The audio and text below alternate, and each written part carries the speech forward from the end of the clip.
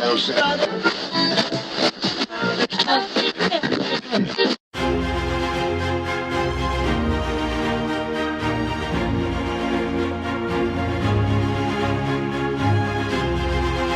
tuned in to the Dark Monarchy update, brought to you by Riffical Records.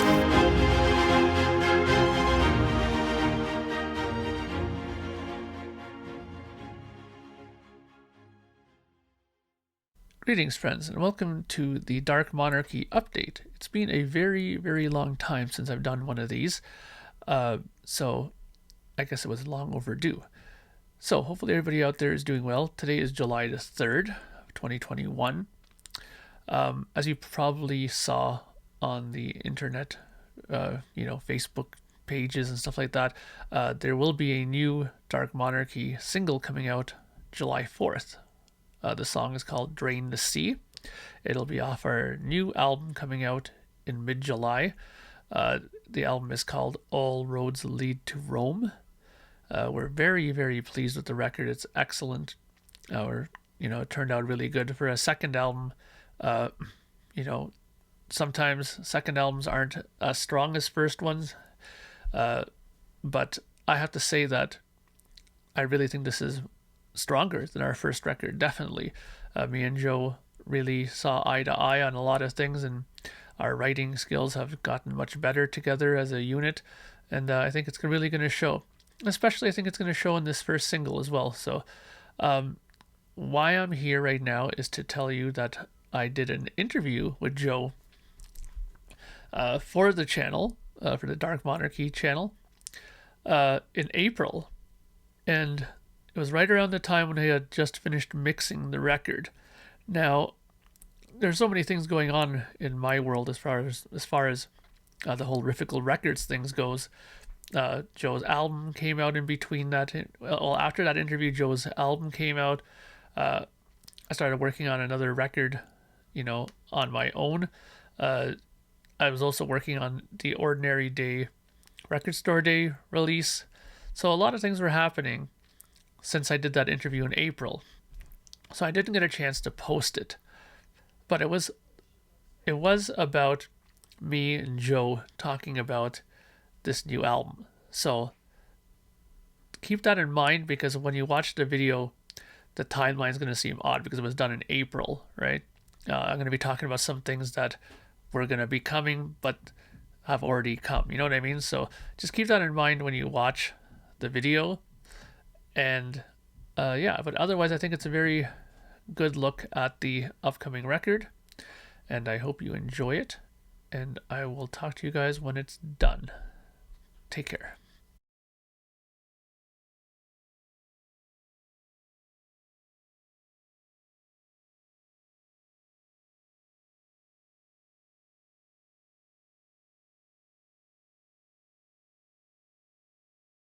Greetings, friends. Mark Anthony K here, and as you can see, I have my good friend and partner in crime, Mr. Joe Bailey, with me. How are you doing today, Joe? I'm good, thanks. How are you? Good, good. Why we're here today is we're here to talk about a new record that you guys all know is happening, the new Dark Monarchy record. Now, I did mention the title of it, but for those people who like, watching these videos and don't really, keep up things on the Facebook side of things, the name of the album is All Roads Lead to Rome. I think it's a fantastic title. Mr. Joe Bailey, of course, came up with it. If you want to give it just a quick little background on the origin of the title. So there's going to be a song on the album of the same name, and the very final lyric in the song is "All roads lead to Rome, but without wheels there is nowhere to go." So I thought it would sum up all of the lyrical aspects of the album, and it's a cool title, so that was why I thought we'd go with that one. Absolutely, and I am fully in agreement with that. That's why when you told me about it, I was like, wow, that's great, because I mean the titles are always those things where you don't really know what to name it. I mean, when you have a first record, it's easy. You can just call it the name of the band, and that's lots of bands have done that through the years, right? Yeah. So, that's always easy. But the second one, you can't we're not going to pull a Led Zeppelin, Dark Monarchy 2, Dark Monarchy 3. Like, come on. We're not Peter Gabriel either here. So, But yeah, I thought it was a good idea. I really like it, and hopefully you guys will dig it. Our good friend Steve Holland, is working on the artwork for it, and we had a little quick glimpse of the front cover idea, and I have to say that I'm really enjoying it. What are your thoughts, Joe? I'm sure you enjoy it as well. Yeah, it's really good. Yeah, he's Now, of obviously course, he's taken a little bit of a different direction this time, I think, and it's looking good. yes, yes, and of course, we're here talking about it, and no, we're not going to show it yet because it's not done. That's not how we do things. We don't usually show. Here's a rough copy of it. I don't like doing that. So you'll see it when it's done, and we have a final version of it. We'll be sure to post it for you guys to check out. Right. So the next thing is let's talk a little bit about the songs in general. So I've been sending you the mixes as I've been doing them. What are your impressions of them on first listen? They sound amazing. They're huge sounding, far bigger than the last album, and just everything sounds clearer. I don't know. The guitars sound better. The bass is jumping out. The orchestra is massive, and the drums are amazing. Compared to the last album, the drums are proper good, aren't they? Yeah, I mean, this is the one thing I've noticed is that we've gotten better at our strong points. Like your orchestration stuff is excellent, and your recording of it is really good. Like they're really clear. I noticed that when I was doing the mixing, there wasn't really a lot of EQing that I had to do for it. Maybe there's a little bit of top end like 10K or something like that on the violins and stuff like that, where it made it kind of jump out a little bit more. But it didn't require a lot of hacking and cutting and stuff like that, and that's always a great sign, because when you have to start doing that a lot, that's usually when you're going, oh shit, why do I have to keep doing all these things to it? Didn't have to do any of that. The drums, I stumbled upon a few little things that made the drums just come out so much better. Number one was the drum set itself is a much better sounding drum kit this time, I think. Yeah. And that snare drum is just much better. That whole Ludwig Black Beauty snare is just, whew, that's a great snare drum. And the trick with that I found, when you put it through a Neve channel strip and you give it a little bit of drive, that little drive button on it, that distortion drive, and you just put it on, do that first click on it, like tick, and push drive. Wow, that snare drum is like, boom, it comes out perfect. Yeah. I was like, when I stumbled on that, I was like, holy shit, it almost made me want to go back and remix everything I've ever done, because I was like, why didn't I figure this out before, Because originally, because the original like sort of mixes when you were showing me like your guitar solos and stuff, I couldn't believe the difference in the snare drum sound. It sounded like a different drum. It was incredible. Yeah, it's the same. It was exactly the same kit that I sent you on the rough mixes, but when the mixing started, that was it. I mean, it was that, and I used the DBX 160 compressor in line with it, and I'm telling you, it made all the difference in the world. Yeah, it did. Yeah, and there's a couple of other things, but some secrets need to be kept. I'll tell you offline, but so I don't want to leak out too much of my little tricks here. But yeah, I think the songs turned out good. Just for people listening, do you have any songs that you think are strong contenders that you really like off the bat? So the title track, as I was talking about, All Roads Lead to Rome, that's amazing. Probably my favorite, I think. Interesting. And like we were talking about before, which is currently called My Life, that's up there as well. Yes, I have to agree. My Life, it will change if we didn't have a title, so we just had to put anything down just so we knew how to identify it. That's a really strong song. I mean, that is really like all the elements of the symphonic metal and all the elements of the progressive rock and metal that we like kind of all mixed into a nice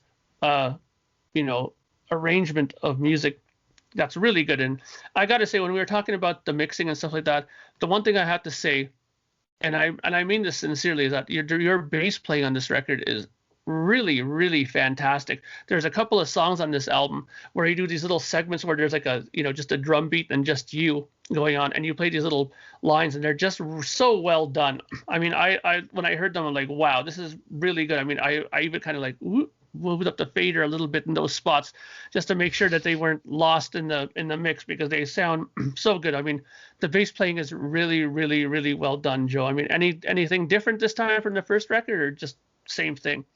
No, exactly the same setup, exactly the same thing. I wanted to do a little bit of sort of soloing in some places, because I didn't do that on the last album, and I like a little bit of bass soloing here and there. Mm-hmm.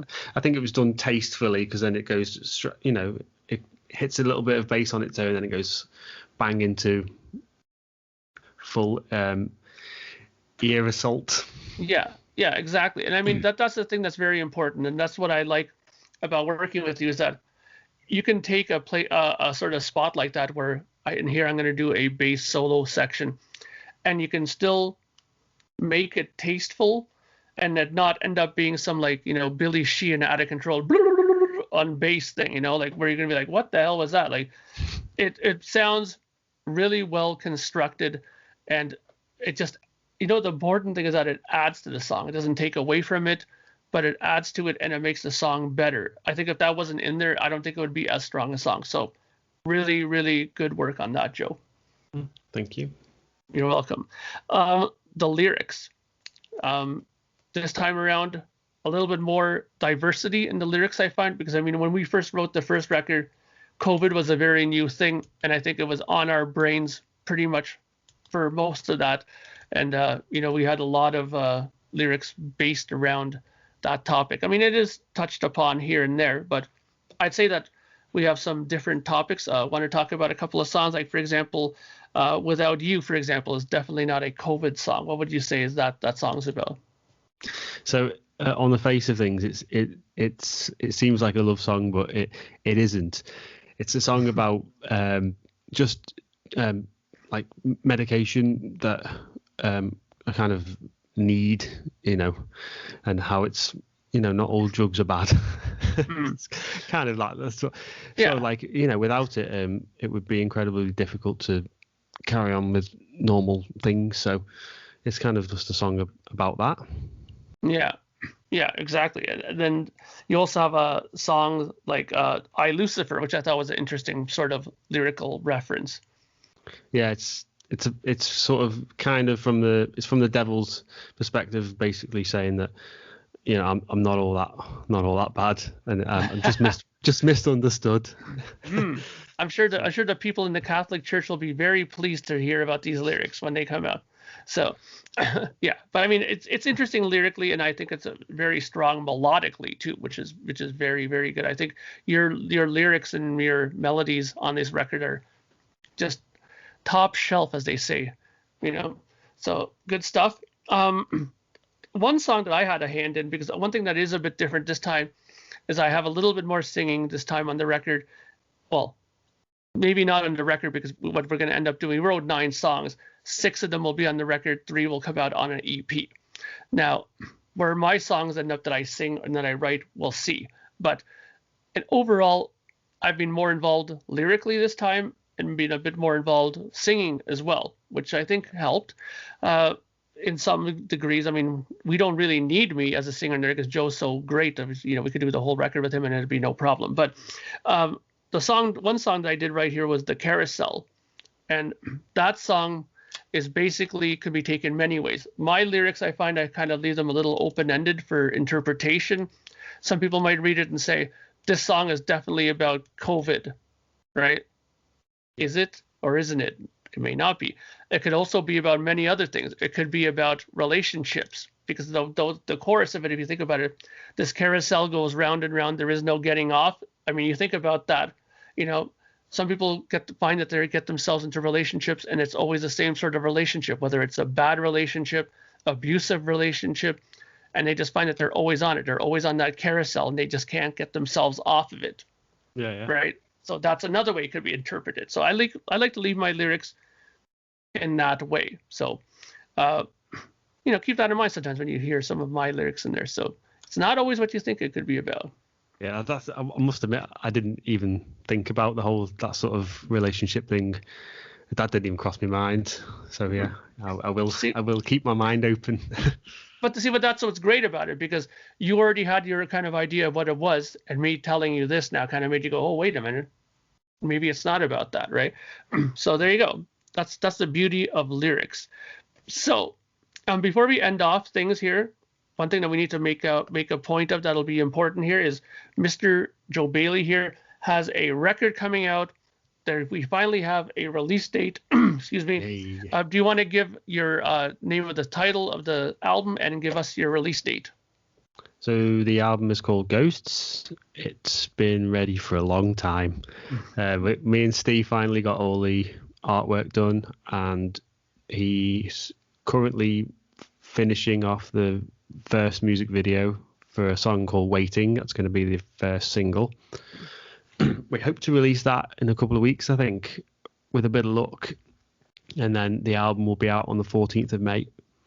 It's called Ghosts. Did I say that? The album's called Ghosts. Yep. Great. So I've been lucky enough to hear a kind of advanced version of it. I got to say, easily, it's my favorite thing that you've done easily for the last little while. So I highly, highly recommend it. And this time around, if I'm not mistaken, there will be a physical product available of this. Is that correct? Yes, that's the plan. Yeah. Great. Now, who's going to do it and stuff like that? We're still kind of working on that, because I'm looking at it on my end too with Train Records to see if we can help Joe out with that.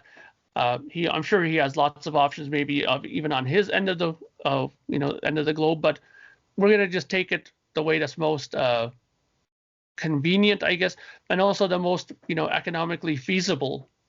After all, we are independent musicians. We don't have, cart loads of money in the back shed that we can just dispense whenever we need, right?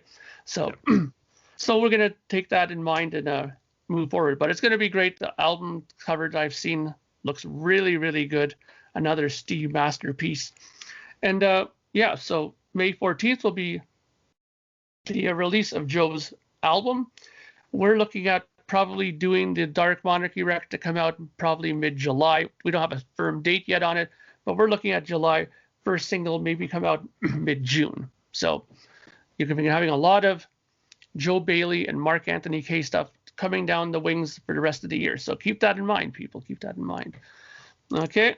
So thank you very much, Joe, for coming out and hanging out with me. And we'll have you on again soon. And we'll talk about some more stuff. Okay. Yeah, marvelous. All right. So until then, my friends, this is Mark Anthony Kaye and Joe Bailey saying ciao for now. See ya. So there you have it. Nice little interview segment with me and Joe Bailey about the new upcoming Dark Monarchy album called All Roads Lead to Rome. There is a video already made for the first single, Drain the Sea. It'll be probably coming out just before the release of the album. And it's really well done. Steve Holland did it for us. Did some fantastic camera work for it.